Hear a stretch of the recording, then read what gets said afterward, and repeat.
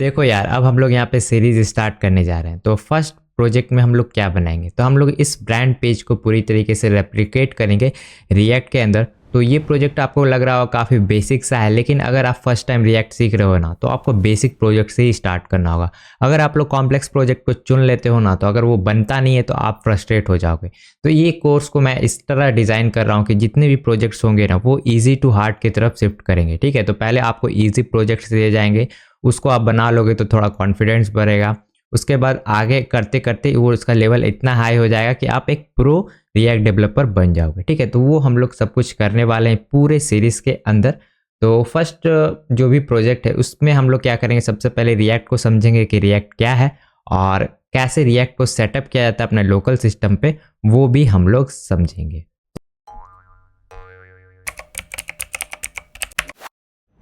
तो अब थोड़ा सा बात कर लेते हैं कि रिएक्ट क्या है। तो रिएक्ट एक फ्रेमवर्क है जिसके ज़रिए हम लोग वेबसाइट बना सकते हो, जहाँ पे आप लोग HTML CSS और जावास्क्रिप्ट का कॉम्बाइन यूज़ करते हो। ठीक है, तो आप बोलोगे क्या हम लोग HTML CSS से डायरेक्टली यहाँ पे वेबसाइट ना बना लें? तो हाँ, आप एक तरीके से बना सकते हो, लेकिन उसमें दिक्कत क्या होगी, वो एक तरीके से मैनेजेबल नहीं होता है। ठीक है, तो अगर आप कुछ लार्ज स्केल कहीं पर वेब ऐप या फिर वेबसाइट बना रहे हो ना, तो आपको जो भी प्लेन जावास्क्रिप्ट हो गया या फिर HTML के अंदर अगर आप कोड करोगे तो आपको कुछ ज़्यादा ही मेहनत करनी पड़ेगी।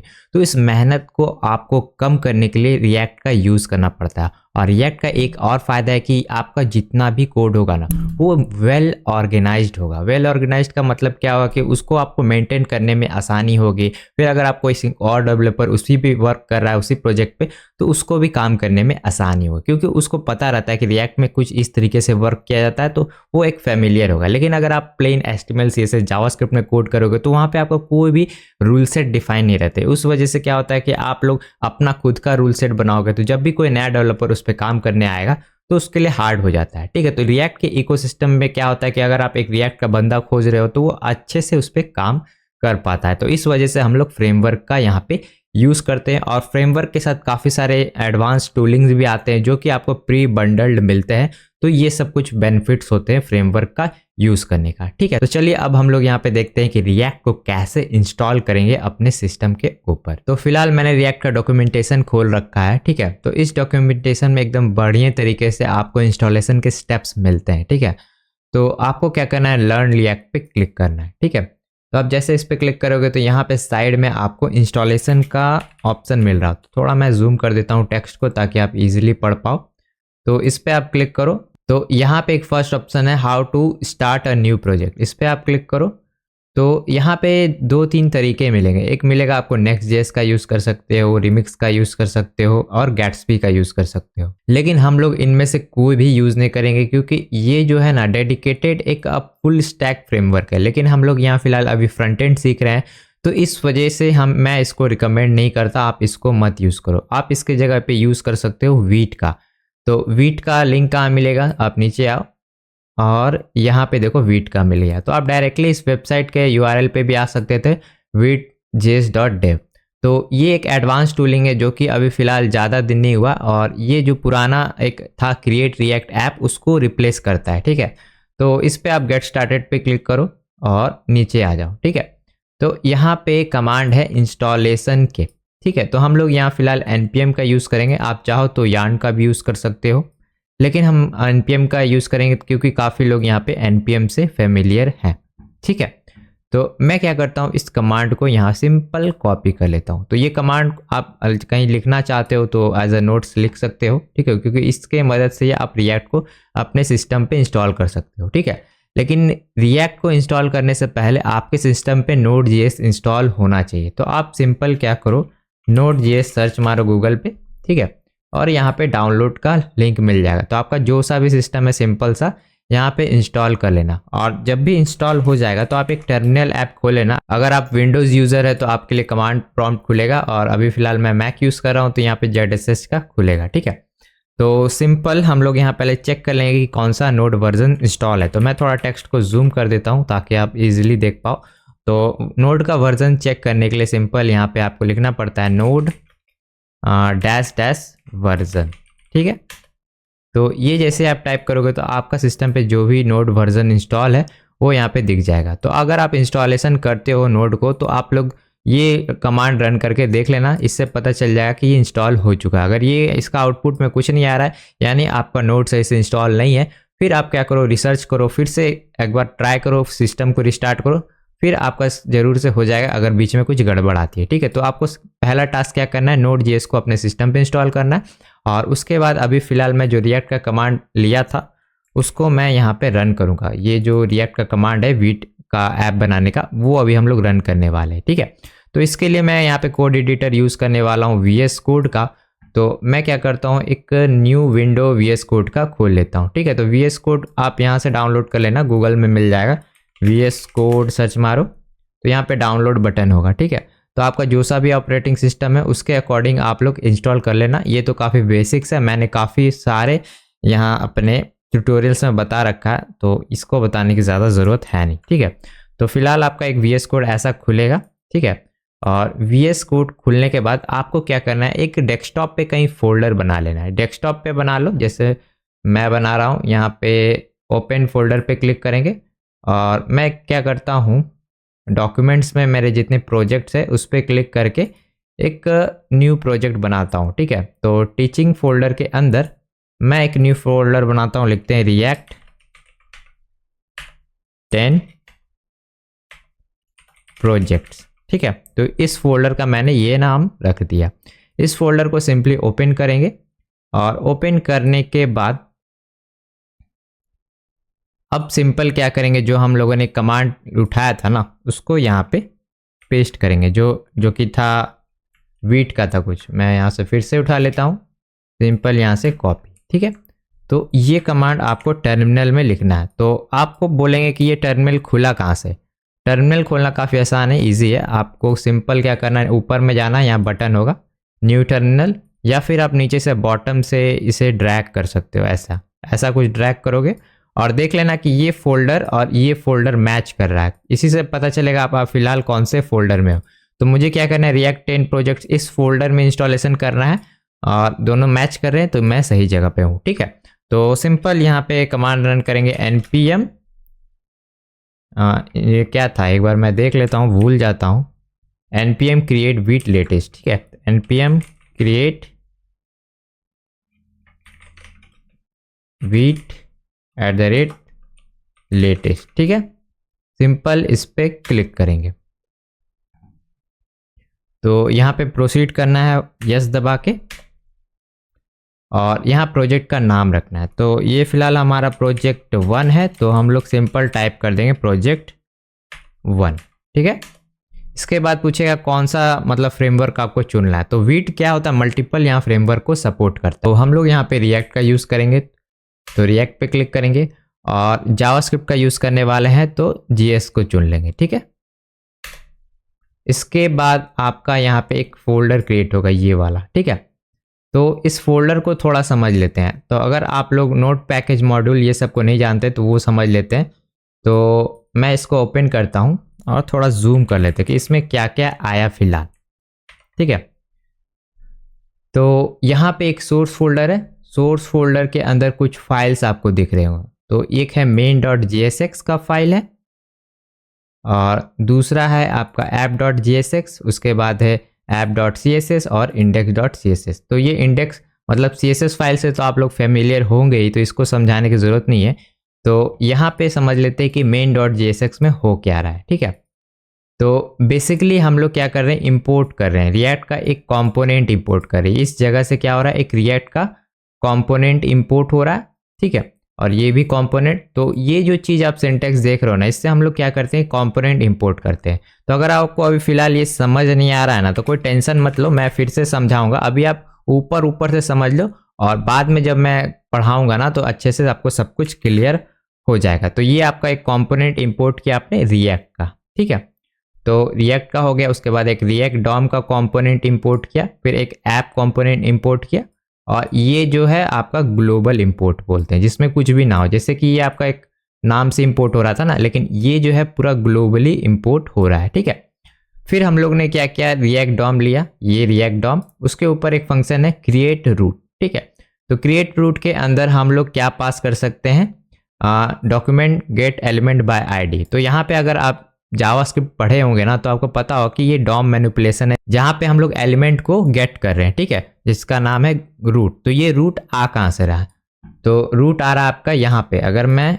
इस फोल्डर को वापस खोलूँ तो ये जो इंडेक्स फाइल आप देख रहे हो ना, index.html, इस पर क्लिक करो और यहाँ पे आपको एक आईडी दिखेगा रूट। तो आप बोलोगे ये जो रूट आईडी है इसका काम क्या है, तो चलिए वो समझ लेते हैं कि इसका काम क्या है बेसिकली। तो रिएक्ट क्या करता है, एक वर्चुअल डॉम क्रिएट करता है, अपने आप एक बैकग्राउंड में डॉम क्रिएट करेगा। तो जब भी आपका कोई कंपोनेंट रेंडर होगा तो वो क्या होगा, इसके अंदर अपने आप ही लिखा जाएगा, कुछ भी होगा, जो भी HTML का कोड होगा यहाँ पे ऑटोमेटिक लिखाएगा, ठीक है। तो क्या करेगा, जब भी आप कोई पेज सर्व करोगे यानी खोलोगे रिएक्ट के अंदर, तो रिएक्ट क्या करेगा, ऑटोमेटिक यहाँ पे सारा HTML डालेगा। तो यहाँ पे क्या करेगा, इसको हम लोग पाथ बोल रहे हैं कि भाई ये रूट के अंदर ही सारा तुमको कुछ काम करना है, ठीक है। तो ये जो कहाँ गया main.jsx, यहाँ पे हम लोग बोल रहे हैं कि इसके अंदर ही रेंडर करना है। रेंडर मतलब कि जनरेट करना है, क्या जनरेट करना है, कोड।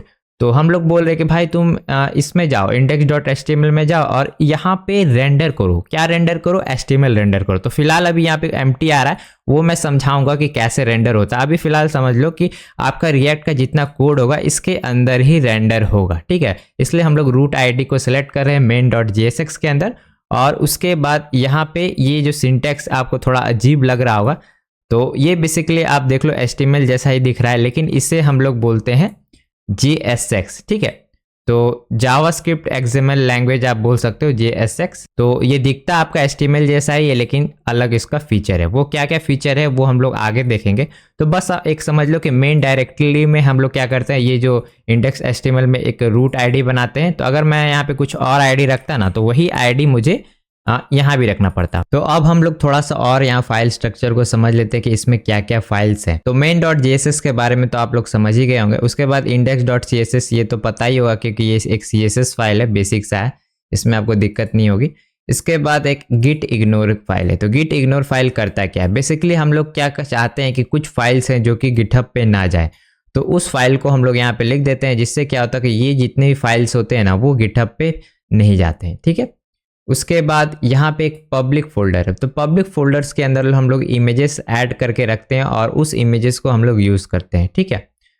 तो एक चीज़ मैं बता दूं, यहाँ पे आपको एक पैकेज जेसन का फाइल मिल रहा होगा। तो पैकेज जेसन फाइल करता क्या है, तो बेसिकली अगर आप लोग नोड पैकेज यानी NPM यूज़ करते हो तो उसके लिए यहाँ पे आपको पैकेज जेसन की ज़रूरत पड़ती है। तो पैकेज जेसन करता क्या है, एक ट्रैक रिकॉर्ड रखता है आपके प्रोजेक्ट का डिटेल। जैसे यहाँ पे प्रोजेक्ट का नाम हम लोग प्रोजेक्ट 1 रखे थे, ठीक है। कौन सा टाइप का प्रोजेक्ट है, मॉड्यूल हम लोग यहाँ पे इंपोर्ट सिंटेक्स यूज़ कर रहे हैं, तो ये यहाँ पे मेंशन है। उसके बाद यहाँ पे कुछ स्क्रिप्ट है जो कि हम लोग रन करेंगे, जिससे हमारा प्रोजेक्ट रन होगा।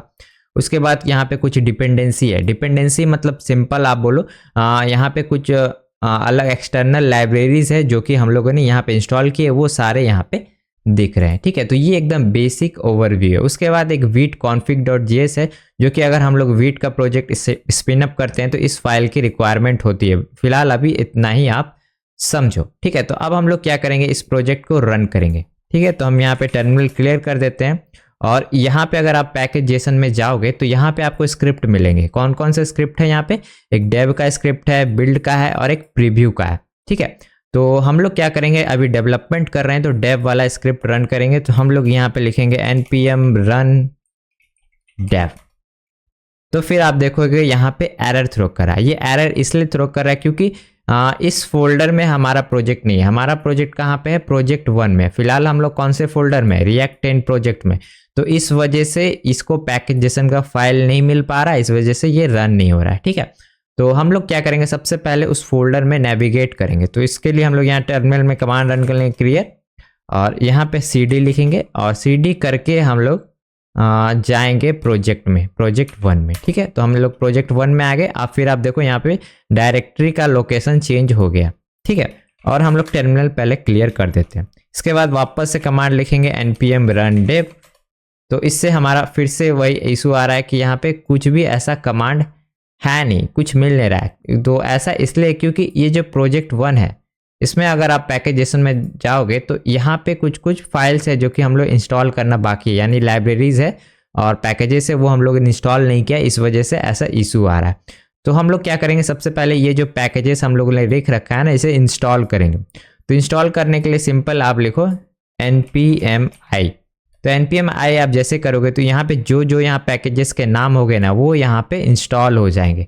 तो देखो नीचे में इंस्टॉलेशन का यहाँ पे बैनर चल रहा है, मतलब प्रोग्रेस बार चल रहा है, वो थोड़ा वेट करना। इसके बाद यहाँ पे एक नोड मॉड्यूल्स का फोल्डर आ जाएगा, जहाँ पे आपको हर पूरा कोड मिलेगा, जो कि यहाँ पे जितने पैकेजेस जो आप लिख रखे हैं ना, वो यहाँ पे मिलेंगे। जैसे कि यहाँ पे देखो रिएक्ट है ना, तो रिएक्ट के नाम से जरूर यहाँ पे कोई फोल्डर होगा। देखो यहाँ पे रिएक्ट के सारा कोड इसके अंदर है। रिएक्ट डॉम का भी होगा, देखना रिएक्ट डॉम।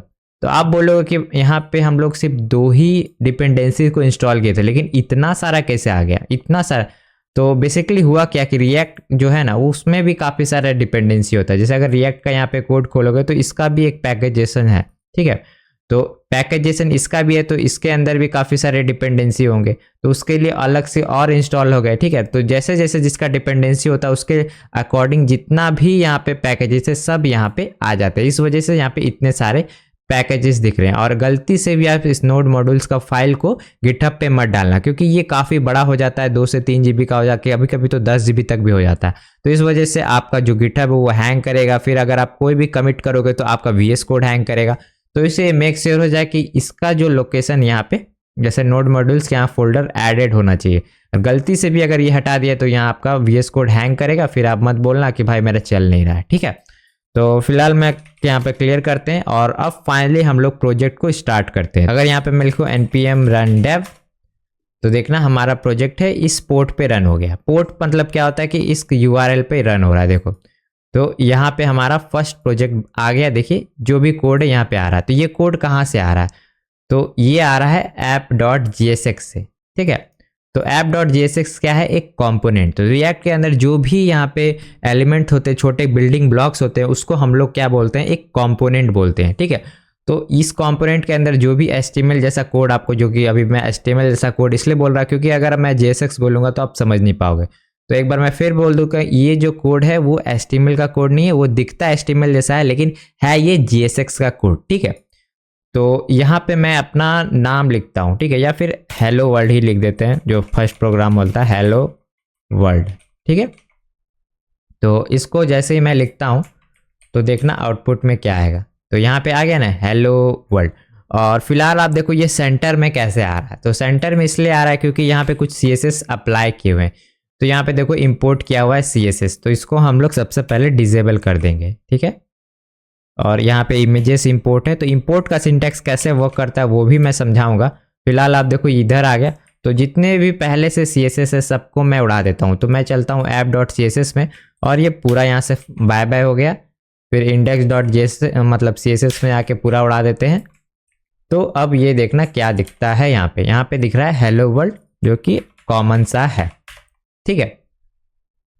तो अब डिज़ाइन में आते हैं कि हमें करना क्या है बेसिकली। तो अगर आप ये डिज़ाइन फर्स्ट टाइम खोल रहे हो ना, तो इसमें आप लोग एडिट नहीं कर पाओगे। तो इसको एडिट कैसे करना है, अगर आपको इसको में कुछ मॉडिफिकेशन करना है या फिर इसमें देखना है कि ये फॉन्ट साइज कितना है क्या है, तो उसके लिए आप क्या करो, यहाँ पे आना और ऊपर में यहाँ पे ऑप्शन मिल रहा होगा डुप्लीकेट। तो डुप्लीकेट पे जैसे क्लिक करोगे तो ये जो फिग्मा का प्रोजेक्ट है वो आपके फिग्मा के अकाउंट पे आ जाएगा। फिर आप उसे एडिट कर सकते हो, क्योंकि ये इसको एडिट करने के लिए अगर मैं रख देना तो कोई ना कोई इसे एडिट करके डिज़ाइन खराब कर देगा, इस वजह से ये लॉक रहेगा, ठीक है। तो हमें सबसे पहले क्या बनाना है, हमें ये बनाना है इस चीज़ को। तो ये चीज़ को आप लोगों ने पहले HTML CSS और जावास्क्रिप्ट से बनाया होगा और सोच रहे होंगे काफ़ी इजीली मतलब आप बना लोगे। मतलब अगर मैं आपको दूँ बोला जाए कि भाई HTML CSS से बनाना है तो आप काफ़ी जल्दी बना लोगे। लेकिन रिएक्ट में आपको बोला जाएगा तो आपसे नहीं बनेगा, क्योंकि आप रिएक्ट से भी काफ़ी फेमिलियर नहीं हो। तो मैं सोचा जितना हो सके उतना इजी प्रोजेक्ट दे सकूँ ताकि आप लोग इजीली उसे बना पाओ और थोड़ा कॉन्फिडेंस गेन कर पाओ, ठीक है। तो बेसिकली हम लोग यहाँ पे बनाएंगे ये वाला पहले नेविगेशन, ठीक है। तो मैं वापस से कोड में आ जाता हूँ और एक काम करते हैं, इसको थोड़ा मैं साइड में रख लेता हूँ तो ईजी रहेगा देखने के लिए, ठीक है। तो ये है हमारा डिज़ाइन और हमारा कोड इधर है। तो मैं अभी सब फाइल को काट देता हूँ, ठीक है। और मैं क्या करता हूँ, यहाँ पे आता हूँ main.jsx में, ठीक है। और यहीं पे मैं चाहूँ तो कुछ लिख सकता हूँ। तो अभी फिलहाल यहाँ पे क्या हो रहा था, एक ऐप कंपोनेंट बना हुआ था, ठीक है, जिसको हम लोग इंपोर्ट कर ले। तो एक समय के लिए आप भूल जाओ कि यहाँ पे कंपोनेंट का कोई कॉन्सेप्ट है, ठीक है। मैं सब कुछ यहाँ पे उड़ा दिया, ठीक है, और ये इधर होगा, सॉरी, हाँ। तो अभी देखो यहाँ पे कुछ नहीं आ रहा है। तो मैं मेन .jsx के अंदर अगर आऊँ यहाँ पे, और यहाँ पे मैं लिखूँ हेलो वर्ल्ड, ठीक है। तो देखो यहाँ पे हेलो वर्ल्ड आ गया। तो बेसिकली इसी के अंदर से कंपोनेंट्स रेंडर हो रहे हैं, ठीक है। तो हम लोग एक सिंपल सा पहले कंपोनेंट बनाएंगे कि देखेंगे कि कंपोनेंट बनता कैसे है, ठीक है। तो कंपोनेंट बनाने के लिए क्या करना होता है, पहले तो मैं जो app.jsx है उसको यहाँ से उड़ा देता हूँ, ठीक है। और यहाँ पे मैं लिखता हूँ app.jsx, ठीक है। तो JSX का कोड जिसमें भी होगा उसके पीछे में आप लोग JXS लगा देना, ठीक है। तो इसके बाद हम लोग को यहाँ पे क्या करना है, एक फंक्शन बनाना। तो सिंपल फंक्शन तो आपको बनाना आता ही होगा, और ये आपका सिंपल सा फंक्शन हो गया। लेकिन ये जो हमारा कंपोनेंट है, देखो ये फंक्शन नहीं है, एक कंपोनेंट है। तो रिएक्ट में किसी भी कंपोनेंट को डिनोट करने के लिए सिंपल आपको जो भी आप फंक्शन बना रहे हो ना, उसे कैपिटल लेटर से डिनोट करना पड़ता है, ठीक है। तो इसको ए से करेंगे। तो ये आपका एक अब कंपोनेंट है, फंक्शन नहीं है। ये क्या है, आपका कंपोनेंट। और उसके बाद इसको हम लोग को क्या करना पड़ता है, इसमें रिटर्न स्टेटमेंट ऐड करना पड़ता है। तो रिटर्न तो पता ही आपको फंक्शन में, जिससे हम लोग वैल्यूज़ को बाहर निकालते हैं, ठीक है। रिटर्न से वैल्यूज़ को बाहर निकालते हैं। तो इसके अंदर हम लोग एक डिव बना सकते हैं, डिव सिंपल सा, इसमें कोई दिक्कत नहीं है आपको। तो यहाँ पे मैं लिख देता हूँ माई फर्स्ट कंपोनेंट, ठीक है। यहाँ तक तो आपको कोई दिक्कत नहीं है। तो अब क्या है, इस कंपोनेंट को हम लोग यूज़ कैसे करेंगे, यानी इस फंक्शन को यूज़ कैसे करेंगे main.jsx में। तो इसको हम लोग को इंपोर्ट करना पड़ेगा, इस फाइल से उठा के, ये जो फाइल है ये main.jsx में जाएगा, यानी इस फाइल से उठ के कंटेंट को इसके अंदर जाना है। तो इसके लिए हम लोग क्या करेंगे, डिफ़ॉल्ट एक्सपोर्ट करेंगे। तो यहाँ पे लिखेंगे एक्सपोर्ट डिफ़ॉल्ट और लिखेंगे ऐप। तो इससे क्या होगा कि ये जो फंक्शन है इसको हम लोग आउटसाइड ऑफ द फोल्डर मतलब सपोर्ट दे रहे हैं कि भाई तुम इसको एक्सेस कर सकते हो एज अ डिफ़ॉल्ट इंपोर्ट। तो डिफ़ॉल्ट इंपोर्ट करने के लिए क्या करना होगा, तो main.jsx में जाएंगे और यहाँ पे डिफ़ॉल्ट इंपोर्ट करेंगे, लिखेंगे इंपोर्ट। इंपोर्ट के बाद सिंपल जो हमारा कंपोनेंट का नाम है क्या है, ऐप। तो लिखेंगे ऐप और फ्रॉम ./ऐप। तो ये कैसे काम कर रहा है, इसे बोलते हैं पाथ। तो अगर आपने HTML का मेरा कोर्स देखा होगा ना, तो उसमें मैंने पाथ को अच्छे से एक्सप्लेन किया है, वही पाथ यहाँ भी यूज़ हो रहा है। तो यहाँ पे लिखेंगे ./ और देखो यहाँ पे सजेशन शो करने लगे, ठीक है। तो अगर मैं डबल स्लैश लिखता तो और फोल्डर आगे आ जाता। तो ये आप मैं करूँगा ना तो आपको समझ में आ जाएगा। तो ./ लिखेंगे और इस फाइल को में से जो भी फंक्शन था उसको मैंने यहाँ पे एज अ डिफ़ॉल्ट इम्पोर्ट कर लिया, ठीक है। तो ये इंपोर्ट हो गया ना। तो अब इसको यूज़ करना है, तो मैं इस हेलो वर्ल्ड के जगह पे यहाँ पे इसे डाल देता हूँ, ठीक है। तो क्या ये अब काम करेगा, चलिए चेक करते हैं। इसको मैं इधर करता हूँ। तो देखिए अभी फिलहाल ऐप आ रहा है, इसके अंदर का कंटेंट तो आ नहीं रहा है क्योंकि ये अब देखो टेक्स्ट है। कैसे काम करेगा, तो इसके लिए हमें एज अ कंपोनेंट इसे रेंडर करना होगा। तो इसे एज अ JSX लिखना होगा। तो JSX लिखने का सिंटेक्स कैसा है, तो उसके लिए हम लोग यूज़ करते हैं एंगल ब्रैकेट का। तो यहाँ पे लिखेंगे एंगल ऐप स्लैश ऐसा। तो ये क्या होगा, आपका एक JSX एलिमेंट है जो कि एज अ कंपोनेंट वर्क कर रहा है यहाँ पे, ठीक है। तो इस टाइप से आपको लिखना होगा। तो इससे लिखने से होगा क्या कि अब ये वाला जो चीज़ है वो आपका यहाँ पे रेंडर होगा। देखिए माई फर्स्ट कंपोनेंट हो रहा है। तो ये अगर आपको फर्स्ट टाइम में समझ नहीं आया तो कोई नहीं, मैं अभी जितना प्रोजेक्ट बनाऊंगा ना तो आपको समझ में आ जाएगा। तो ये एकदम बेसिक जितना हो सके मैंने आपको बताया कि कैसे यहाँ पे कंपोनेंट आप लोग न्यू क्रिएट करते हो, क्योंकि कंपोनेंट आपको रिएक्ट में क्रिएट करना ही पड़ेगा। तो ये कॉन्सेप्ट आप सीख जाओ, 2-3 बार वीडियो देखो कैसे मैंने कंपोनेंट बनाया, कैसे मैंने एक्सपोर्ट किया। और जो भी आप कंपोनेंट बनाओगे उसको एक्सपोर्ट करना हो, क्योंकि अगर आपको उस कंपोनेंट को दूसरे फाइल में यूज़ करना है तो उसके लिए एक्सपोर्ट की ज़रूरत पड़ती ही है, ठीक है। तो यहाँ तक हमारा बेसिक रिएक्ट हो गया है। अब हम लोग फाइनली यहाँ पे प्रोजेक्ट बनाने पे फोकस कर सकते हैं। तो हम सारा प्रोजेक्ट क्या करेंगे, app.jsx के अंदर ही बनाएंगे, ठीक है। तो मैं फटाफट से नीचे में यहाँ पे हमें क्या करना है, ये बनाना है, ये ऊपर वाला। तो उसके लिए मैं सिंपल यहाँ पे एक div ले लेता हूँ और div के अंदर एक nav ले लेता हूँ, nav। तो ये nav हो गया और nav के अंदर यहाँ पे क्या क्या मिल रहा है, एक लोगो मिल रहा है, उसके बाद ये क्या बोलते हैं लिस्ट टैग है जिसमें लिंक है, ठीक है, और यहाँ पे आपका एक बटन है। तो तीनों को ऐड करेंगे। तो सबसे पहले हम लोग लोगो ऐड करेंगे, ठीक है। तो यहाँ पे हम लोग लिखेंगे div और इसमें लिख देंगे क्लास नेम। तो अगर आप लोग प्लेन HTML लिखते हो ना तो वहाँ पे आप लोग क्लास लिखते थे, लेकिन अगर रिएक्ट का यूज़ कर रहे हो तो आपको क्लास नेम लिखना होगा, क्योंकि जो क्लास है पहले से किसी चीज़ में यूज़ हो रहा है, तो सेम नाम अगर यूज़ होगा तो यहाँ पे गड़बड़ होगा। इसलिए रिएक्ट ने बोला कि भाई तू क्लास नेम ही यूज़ कर, क्योंकि क्लास मैं पहले से यूज़ कर रहा हूँ, ठीक है। तो इस वजह से हमें यहाँ पे क्लास नेम को यूज़ करना पड़ता है, CSS के जो भी क्लास देना पड़ता है उसके लिए, ठीक है। तो क्लास नेम में मैं लोगो दे देता हूँ और उसके बाद सिंपल इमेज ले लेंगे, इमेज, और इमेज में लिखेंगे /images/brand logo.png। तो यहाँ पे कोई भी लोगो है नहीं फिलहाल अभी मेरा फोल्डर में, देखो यहाँ पे सब कुछ एम्प्टी है। तो हमें क्या करना है, इस जो फिग्मा डिज़ाइन है ना इसमें से इमेजेस को बाहर निकालना होगा, तभी हम लोग का यहाँ पे काम बन पाएगा। तो इस इमेज पे आप क्लिक करना और यहाँ पे साइड में अगर मैं इसको इधर करूँ तो यहाँ पे देखो एक्सपोर्ट का ऑप्शन है और यहाँ पे आप प्रीव्यू कर सकते हो। सिंपल एक्सपोर्ट करो और यहाँ पे आपका इमेज आपके कहीं किसी फोल्डर में जाके डाउनलोड हो जाएगा। फिर उसको आपको क्या करना है, सिंपल उठाना है और कॉपी पेस्ट करना है। तो मैं क्या करता हूँ, पूरा जितने भी इमेजेस मैंने रखे हैं सबको मैं यहाँ पे रख देता हूँ। तो ये पब्लिक फोल्डर देख रहे हो ना, इसमें मैं इमेजेस को डालूंगा। तो इसके लिए मैं एक इमेजेस का फोल्डर बना लेता हूँ पब्लिक फोल्डर के अंदर और यहाँ पे सारे इमेजेस आ गए, ठीक है। तो ये ऐसा कुछ है। उसके बाद मैं क्या करूँगा, यहाँ पे जैसे जो इमेजेस आप देख रहे हो इसका अल्टरनेटिव नाम भी देना होगा ना, तो लिखेंगे लोगो है ये। उसके बाद डिज़ाइन थोड़ा देखते हैं क्या बनाना है। तो डिज़ाइन में हमें क्या करना है, ये जो नैव है ये बनाना है, ठीक है। तो यहाँ पे लिखेंगे यूएल टैग ले लेते हैं और यूएल टैग के अंदर हम लोग लिस्ट ले लेंगे। तो लिखेंगे लिस्ट और लिस्ट के अंदर href में लिंक दे देंगे सिंपल हैच और यहाँ पे लिखेंगे मेन्यू, ठीक है। तो हमें क्या क्या चाहिए, लोकेशन, अबाउट और कॉन्टैक्ट चाहिए। तो फटाफट से लिख लेंगे लोकेशन, अबाउट, कॉन्टैक्ट, ठीक है। ये 4 हो गए। उसके बाद हमें चाहिए एक बटन। तो बटन यूएल के बाहर है तो यहाँ पे लिखते हैं बटन और बटन में लिखेंगे लॉगिन, ठीक है। तो इस तरीके से हमारा है। तो अभी आप सोच रहे हो कि मैं यहाँ पे सिर्फ ऐसा कुछ लिख रहा हूँ, ऑटोमेटिक यहाँ पे कैसे लिखा जा रहा है।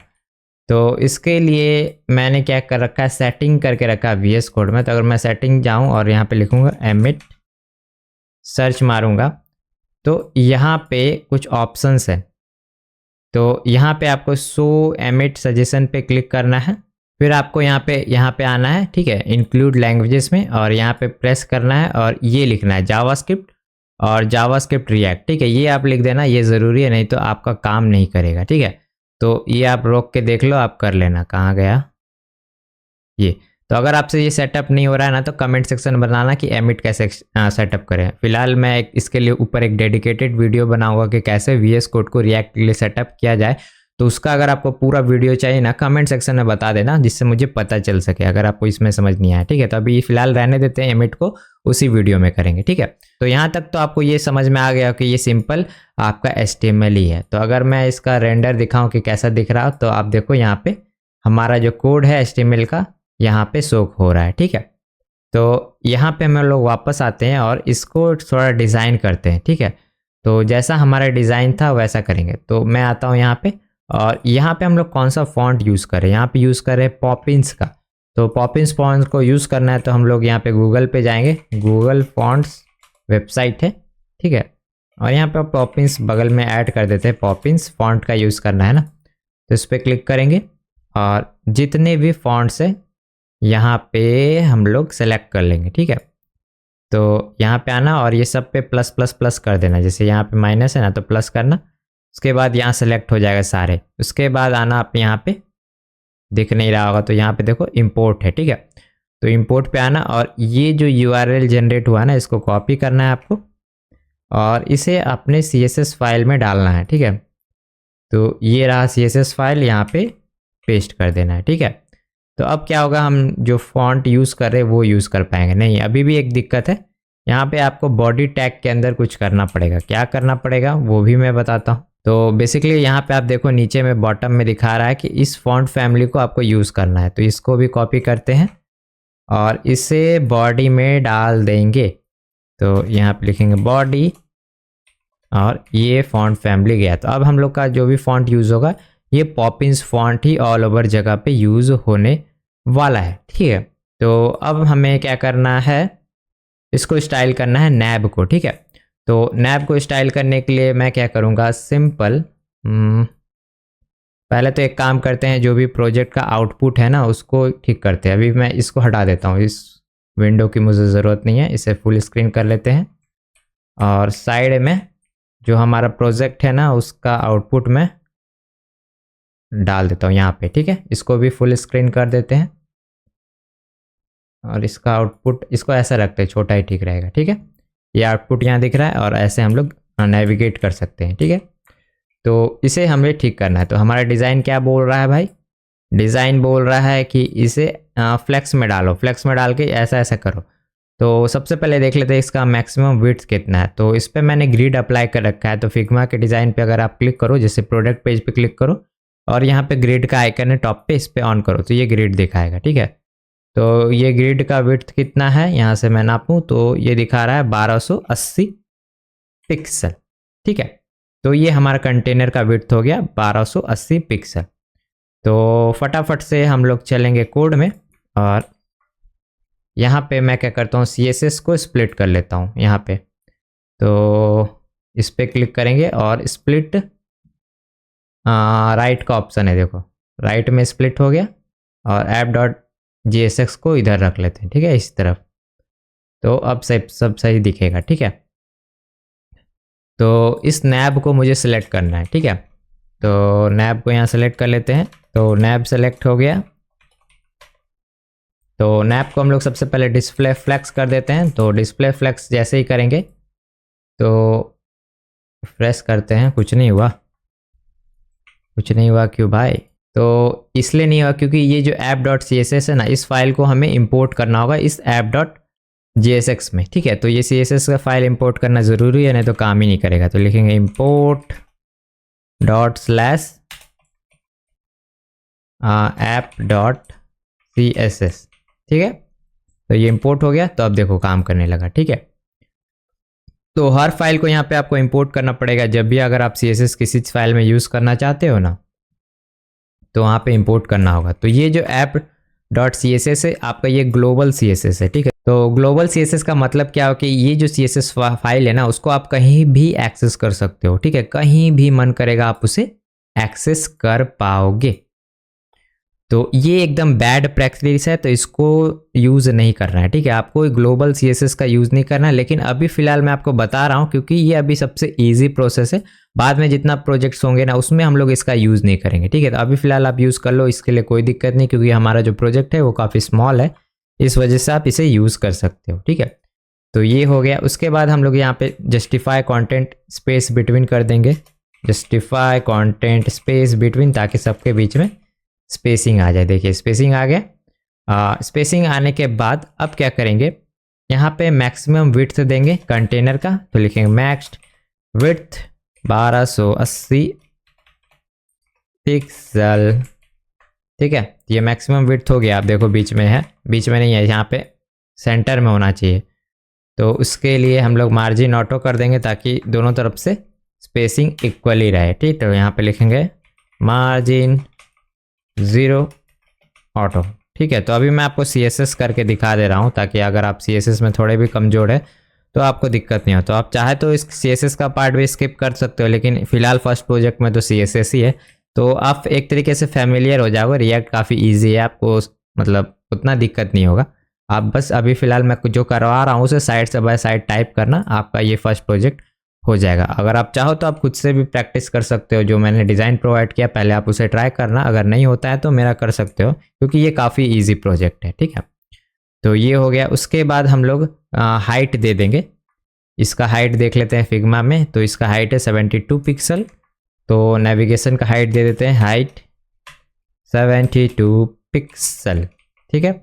इसके बाद यहाँ पे हम लोग इसको फिक्स करेंगे। ये वाला जो चीज़ है ना, यहाँ पे देखो, यहाँ पे क्या है, ऐसा अजीब हो गया है, तो इसको सेलेक्ट करना होगा। तो उसको सेलेक्ट करने के लिए यहाँ पे सिंपल हम लोग आते हैं, इसको एक क्लास नेम दे देते हैं, ठीक है। या फिर नहीं भी दे सकते क्योंकि एक ही यूएल है ना, तो यहाँ पे सिंपल लिखेंगे nav ul और सिंपल इसको सेलेक्ट करके डिस्प्ले फ्लेक्स कर देंगे, डिस्प्ले फ्लेक्स। तो ये साइड बाय साइड आएगा, लेकिन यहाँ पे डॉट जो आ जा रहा है उसके वजह से ख़राब हो जा रहा है। तो यहाँ पे लिखेंगे लिस्ट स्टाइल और नन कर देंगे। तो नन करेंगे तो ये जो डॉट था वो गोल गोल वाला चला गया, ठीक है। उसके बाद यहाँ पे हम लोग थोड़ा स्पेसिंग ऐड करेंगे। तो स्पेसिंग कितना है देख लेते हैं। डिज़ाइन में अगर चेक करो तो इस पर आप डबल टैप करो, उसके बाद यहाँ से नाप लो। तो 34 पिक्सल का यहाँ पे स्पेसिंग है सबके बीच में, ठीक है। तो गैप हम लोग यहाँ पे यूज़ करेंगे, गैप 24 पिक्सल, ठीक है। देखो गैप हो गया ना, गैप तो सही वर्क कर रहा है। अब हम लोग क्या करेंगे, इसको स्टाइल कर लेते हैं बटन को।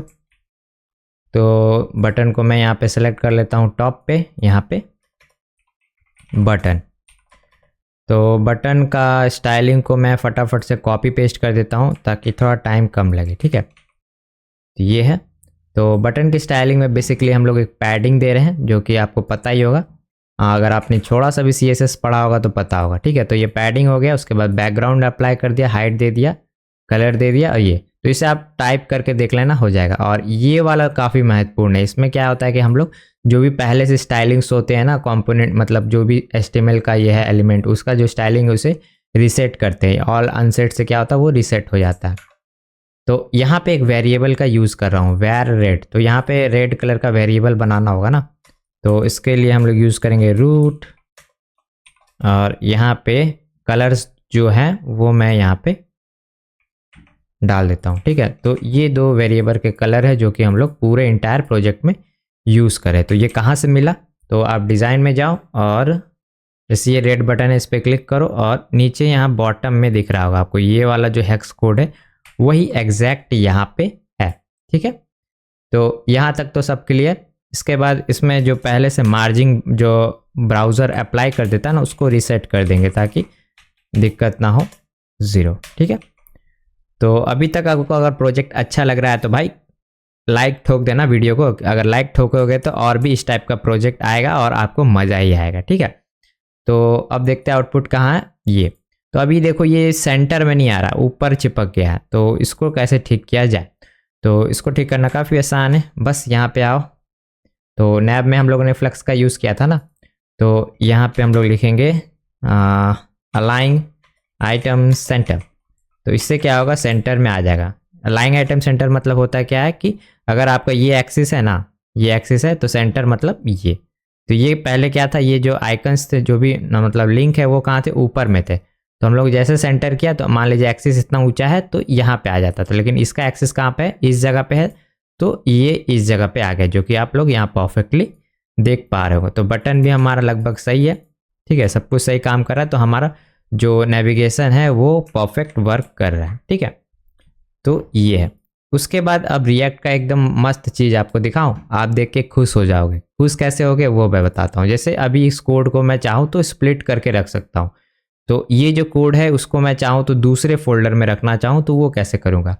तो इसके लिए मैं क्या करूँ, सोर्स डायरेक्टरी जो है ना, ये सोर्स फोल्डर, इसके अंदर एक कॉम्पोनेंट का फोल्डर बनाएंगे, कॉम्पोनेंट्स, ठीक है। और कंपोनेंट्स के अंदर सिंपल लिखेंगे इंडेक्स, इंडेक्स नहीं लिखेंगे, कंपोनेंट का नाम।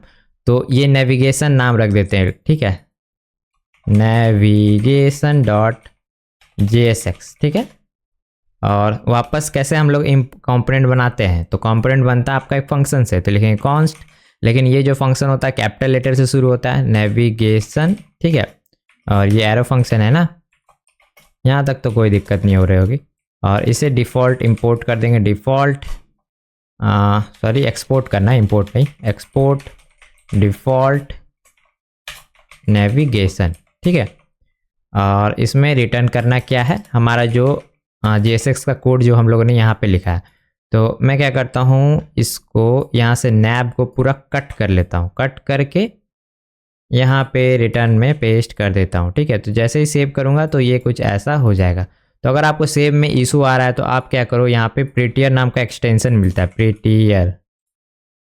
प्रीटियर सर्च मार लेना, अरे भाई मिल जा। ये वाला एक्सटेंशन इंस्टॉल कर लेना, जिससे क्या होता है ऑटोमेटिक जो फॉर्मेट हो रहा है ना वो हो रहा है। उसके बाद आपको दो चीज़ करने हैं सेटिंग्स में, यहाँ पे जाना और यहाँ पे सर्च करना डिफ़ॉल्ट, और डिफ़ॉल्ट में आपको यहाँ पे मिलेगा डिफ़ॉल्ट फॉर्मेटर, यहाँ पे प्रीटियर को सेलेक्ट कर लेना, ठीक है। उसके बाद यहाँ पे सर्च करना ऑटो सेव, ठीक है। तो ऑटो सेव को आफ्टर डिले कर देना, कुछ देर में ऑटोमेटिक सेव हो जाए, ठीक है। ये ज़रूरी है, ठीक है। ये हो गया, प्रीटियर के बारे में मैंने आपको बता दिया। तो ये हो गया नेविगेशन का कोड। अब मैं क्या करूँगा, जो app.jsx इस कंपोनेंट के अंदर ये जो नेविगेशन कंपोनेंट है ये इसके अंदर डालूंगा, यानी ये जो फंक्शन जो भी बोल सकते हो कंपोनेंट, इसको मुझे यूज़ करना है app.jsx में। तो मुझे क्या करना होगा, इंपोर्ट करना होगा। तो सिंपल इंपोर्ट का सिंटैक्स लिखेंगे, इंपोर्ट नेविगेशन, ठीक है, फ्रॉम ./component/navigation, ठीक है। तो ये इंपोर्ट हो गया। तो अब क्या ये काम करेगा, देखते हैं क्या दिख रहा है। तो आउटपुट में यहाँ पे कुछ भी नहीं दिख रहा है। तो क्या करेंगे, बेसिकली इसे एज ए JSX यूज़ करना है। यहाँ पे जाएंगे, एंगल ब्रैकेट लिखेंगे और बूम, देखो यहाँ पे सेम एग्जैक्ट बिहेवियर है, लेकिन देखो कोड कितना मेंटेन हो गया। इससे पता चल रहा है कि हमारा जो नेविगेशन है कहाँ पे है, इस कंपोनेंट के अंदर है। तो कंपोनेंट का इंपोर्ट एक्सपोर्ट मैं आपको एक बार और समझा देता हूँ, ठीक है। तो बेसिकली हम लोगों ने क्या किया, पहले जितना कोड था यहाँ पे app.jsx में, यहाँ पे सारे को मैंने क्या किया, एक फोल्डर या फाइल बनाया navigation.jsx, इसके अंदर मैंने कंपोनेंट बनाया और यहाँ पे लाके पटक दिया, ठीक है। और इसे यहाँ पे मैंने एक्सपोर्ट किया। एक्सपोर्ट किस लिए करते हैं, एक्सपोर्ट अगर दूसरे जगह इसका यूज़ करना है। तो इसे हम लोग को यूज़ करना था कहाँ पे, app.jsx के अंदर। इस वजह से हम लोगों ने अब एक्सपोर्ट किया। और कौन सा फॉर्मेट में एक्सपोर्ट किया, एज अ डिफ़ॉल्ट, ठीक है। तो डिफ़ॉल्ट में यहाँ पे एक्सपोर्ट करके सिंपल यहाँ पे हम लोगों ने इंपोर्ट किया नेविगेशन को, ठीक है। और नेविगेशन को हम लोगों ने एज अ JSX यहाँ पे यूज़ कर लिया। इससे क्या हो कि हमारा सारा कोड जो नेविगेशन कंपोनेंट के अंदर था वो अब ऐप कंपोनेंट के अंदर भी दिख रहा है। और कंपोनेंट बनाने से होता क्या है कि अगर आप मान लीजिए 3-4 बार यहाँ पे ऐसा कुछ कर दोगे ना, तो 4 बार आपका यहाँ पे दिखेगा, देखना यहाँ पे आपका 4 बार दिख रहा है। लेकिन ऑर्डिनरी अगर आप सोचो यहाँ पे HTML होता है, इसको 4 बार करते तो कैसे करते हैं, ऐसा कुछ करते हैं तो कितना बड़ा कोड होगा, देखो। तो इससे आपका रीयूजेबिलिटी भी बढ़ जा रहा है, ठीक है। तो इस तरीके से हम लोग स्प्लिट कर सकते हैं अपने कंपोनेंट्स को, ठीक है। होप से आपको ये समझ में आ गया होगा कंपोनेंट का कॉन्सेप्ट। तो अब हम लोग एक कंपोनेंट बनाएंगे जहाँ पे हम ये शूज़ का इमेज और ये जो टेक्स्ट है ये दिखाएंगे, ठीक है। तो चलिए हम लोग अब फटाफट से करते हैं। तो यहाँ पे आते हैं, ठीक है। और मैं एक हीरो सेक्शन नाम से एक कंपोनेंट बनाता हूँ, लिखते हैं hero.jsx, ठीक है। तो कंपोनेंट कैसे बनता है, एक फंक्शन होता है ना, कॉन्स्ट हीरो एरो फंक्शन, और सिंपल ऐसा, और रिटर्न देते हैं स्टेटमेंट, और एक्सपोर्ट करते हैं as a default hero section. तो नाम सेम होना चाहिए, ना तो गड़बड़ हो जाएगी। नाम सेम कर दिया मैंने। और इस हीरो सेक्शन को हम लोग यहाँ पे इंपोर्ट कर लेते हैं, किस पे, app.jsx में। तो इसके जस्ट बिलो है ना डॉट, सिंपल लिखेंगे हीरो सेक्शन। तो ये ऑटोमेटिक मैंने इंपोर्ट कर लिया, ठीक है। जैसे आप लिखोगे तो ऑटोमेटिक यहाँ इंपोर्ट करने का ऑप्शन दे देता है आजकल VS कोड। सिंपल मैं फिर से करके दिखा रहा हूँ, हीरो लिखा जैसे मैंने, हीरो और सेक्शन। तो देखो यहाँ पे आ गया। तो इस पर आप क्लिक करके भी इसे इंपोर्ट कर सकते हो, और इंटर करोगे उस पर भी हो जाएगा। देखिए इंपोर्ट हो गया ना ऊपर में, यहाँ पे क्या हो रहा है, इंपोर्ट। कहाँ गया भाई, यहाँ पे देखो इंपोर्ट हो गया इस तरीके से। तो अभी आप देखो यहाँ पे फ़िलहाल सब कुछ ब्लैंक है, क्योंकि हम लोगों ने यहाँ पे कुछ लिखा है नहीं। तो सबसे पहले क्या करना होगा, यहाँ पे 2 सेक्शन हमें बनाने होंगे। तो फर्स्ट सेक्शन में कंटेंट होगा, दूसरा में सिर्फ इमेज होगा। तो फटाफट से हीरो सेक्शन के आते हैं अंदर में, और यहाँ पे मैं इसका कोड लिखना शुरू करता हूँ, ठीक है। तो यहाँ पे मैं लिखता हूँ div और डिव के अंदर इसको मेन दे देते हैं, मेन। और इसको क्लास नेम दे देते हैं, क्लास नेम हीरो। ठीक है, और इसके अंदर 2 डिव होंगे, डिव और दूसरा डिव। तो पहला डिव में होगा क्लास नेम, होगा हीरो कंटेंट। दूसरा में आपका होगा हीरो इमेज, ठीक है। तो कंटेंट में क्या क्या है, वैसे यहाँ पे एक h1 टैग है, एक p टैग है। तो इस टेक्स्ट को मैं कॉपी कर लेता हूँ यहाँ से, और यहाँ पे लिखेंगे h1, पेस्ट, सेव करेंगे, और यहाँ ले लेंगे p टैग। ठीक है, p टैग, और p टैग के बाद ये जो टेक्स्ट है कॉपी करेंगे और पेस्ट। तो अभी आपने एक चीज़ देखा, नोटिस किया? अगर आपने नोटिस किया तो बताना। तो मैंने यहाँ पे कोई भी टैग रीनेम कर रहा हूँ तो देखो ऑटोमेटिक पीछे वाला टैग भी यहाँ पे रीनेम हो जा रहा है। तो वो कैसे हो रहा है, तो उसके लिए एक एक्सटेंशन है, मैं बता देता हूँ। ऑटो मैं सर्च मारता हूँ, नाम याद नहीं आ रहा मुझे। हाँ, ऑटो रीनेम टैग है, ये एक्सटेंशन आप इंस्टॉल कर लेना। और ऑटो क्लोज टैग, ये दोनों एक्सटेंशन आप इंस्टॉल कर लेना, जिससे क्या होता है ऑटोमेटिक क्लोज भी हो जाता है। या फिर आप ऑटो रीनेम से ही काम चला लो, इससे ही हो जाएगा। ठीक है, ऑटो रीनेम आपको इंस्टॉल करना है ताकि टैग ऑटोमेटिक यहाँ पे रीनेम हो जाए। ठीक है, तो दोनों टेक्स्ट आ गए। अब यहाँ पे एक बटन है, 2 बटन है ना, तो मैं यहाँ पे लिख देता हूँ, एक डिव टैग बना लेते हैं और इसमें क्लास नेम रखते हैं हीरो बटन। ठीक है, हीरो बटन, और 2 बटन से ऐड कर देते हैं बटन में क्या क्या है, शॉप नाउ और कैटेगरी। लिखते हैं शॉप नाउ, और दूसरा है आपका कैटेगरी। ठीक है, कैटेगरी, 2 बटन्स हो गए। और उसके बाद यहाँ पे एक p टैग है, तो इसमें मैं क्या रखता हूँ, अवेलेबल ऑन लिख देते हैं। क्लास नेम सोचने में बहुत दिमाग खराब होता है। यहाँ पे लिखते हैं क्लास नेम नहीं लिखना, नहीं डिव बनाना है ना, डिव। और यहाँ पे लिखेंगे क्लास में लिख देंगे, क्या लिख सकते हैं, शॉपिंग लिख देते हैं, शॉपिंग। ठीक है, तो शॉपिंग के अंदर एक p टैग ऐड करेंगे, और p टैग में अवेलेबल ऑन ये वाला जो टेक्स्ट है कॉपी पेस्ट यहाँ पे कर देंगे। ठीक है, तो ये इमेज को आप लोग एक्सपोर्ट कर लेना। इस पर आप क्लिक करो और यहाँ पे साइड में ऑप्शन आ रहा है ना, ये एक्सपोर्ट, इस पर क्लिक करके एक्सपोर्ट कर लेना। ठीक है, और ये भी कर लेना, और ये सू वाला भी एक्सपोर्ट कर लेना। और एक्सपोर्ट करके आपको ये जितने भी इमेजेस है ना, वो आपको यहाँ रख लेने हैं पब्लिक फोल्डर में। यहाँ पे देखो, यहाँ सारे इमेज को रख लिया है, दिख रहा होगा तो बताना। देखो शूज़ का भी रखा है, ये रखा, सब कुछ रखा है। ठीक है, तो आपको भी इसी तरीके से वहाँ पे इस फोल्डर में सारे इमेजेस को रख लेना है। तो होप से यहाँ तक तो आपका हो गया होगा। अब मैं क्या करता हूँ, इमेजेस को यहाँ पे लिख लेता हूँ। ठीक है, तो इमेजेस के लिए मैं यहाँ पे एक और डिव बनाता हूँ, और यहाँ पे मैं लिख देता हूँ क्लास नेम में ब्रांड आइकन्स लिख देते हैं।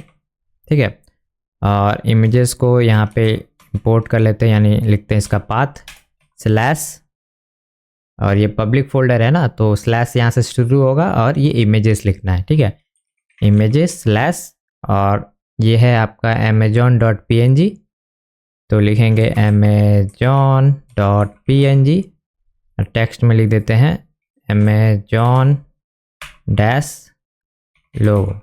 ठीक है, यही एग्जैक्ट चीज़ को कॉपी पेस्ट करेंगे, और इसको मैं रीनेम कर देता हूँ फ्लिपकार्ट। ठीक है, सेव करेंगे, आउटपुट देखते हैं। तो देखिए दोनों आ गए, और शूज़ का इमेज भी चाहिए ना, तो मैं ये टैग को यहाँ से कॉपी करता हूँ, और इस हीरो कंटेंट को बंद करते हैं और यहाँ पे पेस्ट करते हैं, और बस इमेज को यहाँ पे, और इसको चेंज करेंगे हीरो इमेज। ठीक है, अब देखते हैं, तो देखिए इमेज आ गया। तो फटाफट से इसकी स्टाइलिंग कर लेते हैं ताकि सब कुछ फटाफट से ही हो जाए। तो मैं क्या करता हूँ, इसको वापस से स्प्लिट लेफ़्ट कर लेता हूँ और यहाँ पे साइड में दिखेगा कोड। तो सबसे पहले इन दोनों पे फ्लेक्स अप्लाई कर देते हैं। तो यहाँ पे मैं हीरो को सिलेक्ट कर लेता हूँ, हीरो, ठीक है। और डिस्प्ले फ्लेक्स करेंगे तो ये साइड बाय साइड आ जाएगा और इसमें भी मैक्सिमम विड्थ चाहिए ना, तो ये दोनों जो कोड है ये मेरा कॉपी हो जाएगा ये। या फिर इसके लिए हम लोग क्या कर सकते हैं, कंटेनर क्लास भी बना सकते हैं ना।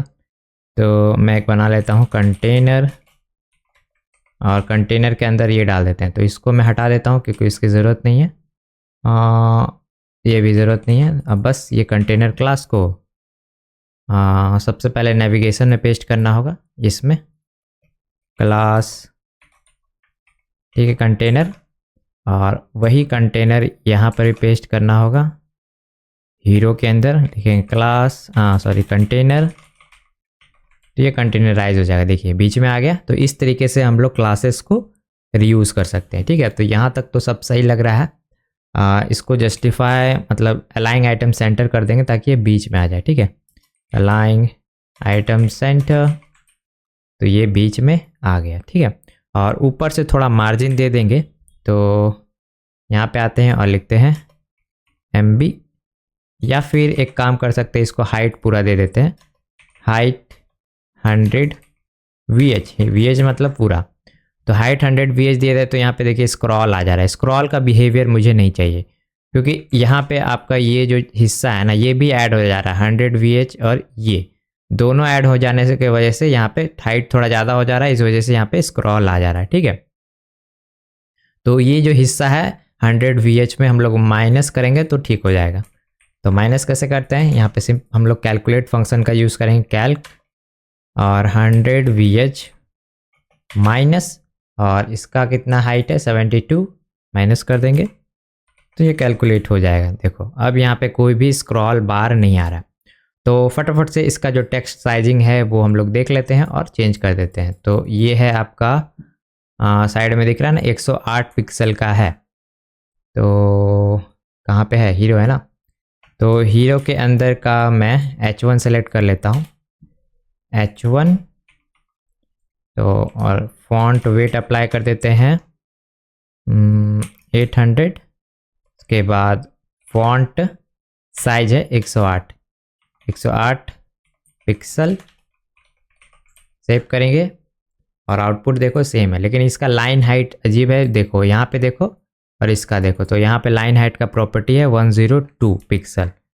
तो लाइन हाइट भी अप्लाई कर देंगे, लाइन हाइट 102 पिक्सल, ठीक है। तो अब ये ना ये भी चिपक गया होगा, देखो हो गया। अब क्या करेंगे, इसको भी थोड़ा साइजिंग इसका, ठीक है, सिर्फ इसको बोल्ड करना है क्या। फॉन्ट वेट थोड़ा इसका बढ़ाना पड़ेगा। तो सिंपल इसे नीचे खींचते हैं और P टैग को सेलेक्ट करते हैं और फॉन्ट वेट इसका कर देते हैं 600। और जो कलर है टेक्स्ट का वो चेंज कर देते हैं, कलर टेक्स्ट का है वेर ग्रीन, ठीक है। तो सेव करेंगे और देखो आ गया, थोड़ा ग्रेस हो गया होगा। अब इस पे काम करते हैं फटाफट से, इस बटन पे, और इसको फिक्स करते हैं, ठीक है। तो बटन कौन से जगह पे हैं, अगर इसको मैं फुल करूं तो ये क्लास है बटन्स का, हीरो बटन, ठीक है। इसको सेलेक्ट कर लेते हैं, हीरो बटन, ठीक है। और इसमें भी डिस्प्ले फ्लेक्स कर देंगे और फ्लेक्स का डायरेक्शन कॉलम वाइज कर देंगे, कॉलम नहीं करते, कॉलम नहीं, रो ही रहेगा ना, ठीक है, रो, ठीक है, हाँ ठीक है। और इसमें गैप अप्लाई कर देंगे, कितना गैप है वैसे देख लेते हैं डिज़ाइन। तो गैप है क्लिक 40 का, ठीक है। तो गैप अप्लाई कर देते हैं 40 पिक्सल। तो एज ए स्ट्रिंग नहीं करना है क्योंकि ये तो CSS है ना। सेव करेंगे और देखो क्या होता है, हो गया। अब इसको ठीक करेंगे, ये थोड़ा अलग दिख रहा है ना ये बटन, तो इसको मैं नाम दे देता हूँ सेकेंड मतलब, या सेकेंडरी बटन, सेकेंडरी BTN, ठीक है। प्राइमरी का तो कर रेडी है। तो इसमें क्या करेंगे, सिंपल तो ये जो कैटेगरी बटन है इसको हम लोग को ट्रांसपेरेंट करना होगा, ठीक है। तो इसका बीजी ट्रांसपेरेंट कर लेते हैं, बीजी ट्रांसपेरेंट, अरे भाई गलत क्यों हो जा रहा है, ट्रांसपेरेंट। और इसको अप्लाई कर देंगे यहाँ पे। तो यहाँ पे लिखेंगे क्लास नेम सेकेंडरी BTN, ठीक है, सेव। अब देखते हैं कुछ चेंज हुआ, पूरा गायब भी हो गया यहाँ पे। तो कलर इसका कर देंगे ग्रे कलर, ग्रे था वेरिएबल में ना, ग्रे, ताकि अंदर दिखे। हाँ ग्रे तो दिख रहा है लेकिन इसका बॉर्डर्स नहीं है, तो बॉर्डर्स भी अप्लाई कर देते हैं। बॉर्डर 1 पिक्सल सॉलिड ग्रे, देखो अब ये सही लग रहा है, ठीक है, ये भी सही है। बस इसको ठीक करेंगे, ये जो P टैग है ना, ये P टैग है आपका शॉपिंग के अंदर। तो शॉपिंग P टैग सेलेक्ट करेंगे, फॉन्ट साइज इसका कर देंगे 14 पिक्सल, ठीक है, छोटा हो गया। और मार्जिन बॉटम कर देते हैं MB 8 पिक्सल, ठीक है, कुछ ऐसा दिख रहा है। और ये जो है आइटम्स ब्रांड आइकन्स, इसके बीच में भी स्पेसिंग ऐड करनी होगी ना। तो यहाँ पे इसको सेलेक्ट करते हैं, डिस्प्ले फ्लेक्स गैप 8 पिक्सल, देख लेते हैं गैप, मुझे पता नहीं है तो नापा जाए। 16 पिक्सल है इसमें, ठीक है, तो 16 पिक्सल डाल देते हैं। अब सब सही है। और अब क्या करेंगे, बीच बीच में स्पेसिंग दे देंगे। तो यहाँ पे अगर मैं देखूँ तो मैंने सबको इवनली 36 पिक्सल का स्पेसिंग दिया है, यहाँ भी 36 है, यहाँ भी 36 है। तो ये आपका हीरो कंटेंट के अंदर है शायद ना सब, ये इसके अंदर सारा है। तो इसको मैं सेलेक्ट कर लेता हूँ हीरो कंटेंट को, ठीक है। और यहाँ पे मैं लिखूँगा डिस्प्ले फ्लेक्स। तो डिस्प्ले फ्लेक्स लिखने से क्या हुआ, ये गड़बड़ा गया, तो फ्लेक्स डायरेक्शन इसका चेंज करना होगा, फ्लेक्स डायरेक्शन कॉलम वाइज। और गैप हमारा कितना था, 36 पिक्सल, 36 पिक्सल सेव। तो अब सबको परफेक्ट लग रहा है। बस ये थोड़ा विड्थ इसका ज़्यादा हो गया, इसका मैक्सिमम विड्थ देखो तो ये है आपका 400 पिक्सल के अराउंड है। तो इस पर अप्लाई कर देते हैं मैक्स विथ 400 पिक्सल। तो ये ऑलमोस्ट सेम ही लग रहा है, ना। बटन का जो टेक्स्ट है उसका साइज बढ़ाना पड़ेगा, ये थोड़ा अलग लग रहा है मुझे। तो बटन का साइज किसके अंदर था, बटन, यहाँ पे आते हैं, हीरो बटन के अंदर है ना, बटन, और फॉन्ट साइज 24 पिक्सल सेव करेंगे। तो ये अब सही लग रहा है, ठीक है। तो ऑलमोस्ट हमारा जो डिज़ाइन है उसके अकॉर्डिंग ये लग रहा है ना, देखो सब कुछ सही है। तो यहाँ पे आप लोगों ने देखा होगा कि जो विड्थ है इमेज का वो मैंने यहाँ पे सेट नहीं किया, ये ऑटोमेटिक हुआ, क्योंकि ये जो चीज़ है मैं डिज़ाइन का यूज़ किया था ना, तो मुझे यहाँ पे विड्थ और हाइट इमेज का यहाँ पे एडजस्ट नहीं करना पड़ा। तो अब आपका टास्क क्या है कि इसे आपको रिस्पॉन्सिव बनाना है, ठीक है। तो रिस्पॉन्सिव बनाना काफ़ी इजी है, अगर आप कर लोगे तो अच्छी बात है। जिन लोग से भी हो जाता है ना तो कमेंट सेक्शन में आप बताना, मुझे सुन के खुशी होगी, ठीक है। तो ये हमारा था सिंपल सा एक रिएक्ट प्रोजेक्ट जो कि फर्स्ट वाला था। तो इसमें मैंने आपको बेसिक रिएक्ट के बारे में बताया कि कैसे क्या होता है रिएक्ट और क्यों यूज़ करते हैं। उसके बाद मैंने ये इसमें बताया कि कंपोनेंट्स क्या होते हैं, कंपोनेंट्स कैसे यूज़ कर सकते हैं। फिर मैंने आपको बताया कि पैकेज जेसन में जो नोड मॉड्यूल्स है ये सब क्या होते हैं। तो ये सब मतलब बेसिक वाला जो फर्स्ट प्रोजेक्ट था उसमें आपको बेसिक अंडरस्टैंडिंग मिला। तो इसमें थोड़ा प्रोजेक्ट सेटअप करने में थोड़ा ज़्यादा समय लगा था, लेकिन नेक्स्ट जो भी प्रोजेक्ट बनाएंगे 2, 3, 4 उसमें जल्दी जल्दी यहाँ पे प्रोजेक्ट सेटअप करेंगे। और जो भी सोर्स कोड होगा ना इस पूरे प्रोजेक्ट का, वो आपको डिस्क्रिप्शन में मिल जाएगा। तो अगर आप जब भी फंसते हो तो सोर्स कोड को देख लेना और देख लेना कि क्या गलती किया है आपने, मिला लेना, मैच कर लेना, अगर आप खुद से यहाँ पे कोड कर रहे हो डिज़ाइन को देख के, ठीक है। तो यहाँ तक अगर आपका हो गया है ना, तो मैं बोलूँगा भाई आप लोग रिएक्ट सीख सकते हो। अब बस आप डेडिकेशन देते रहो, जरूर से पूरा कोर्स आप देखो, आप एक परफेक्ट रिएक्ट डेवलपर तो बन ही जाओगे मेरी तरह, और आप जो मन चाहे वो वेबसाइट बना सकते हो, ठीक है। मैं मिलता हूँ आपसे नेक्स्ट प्रोजेक्ट के साथ, तब तक के लिए बाय बाय।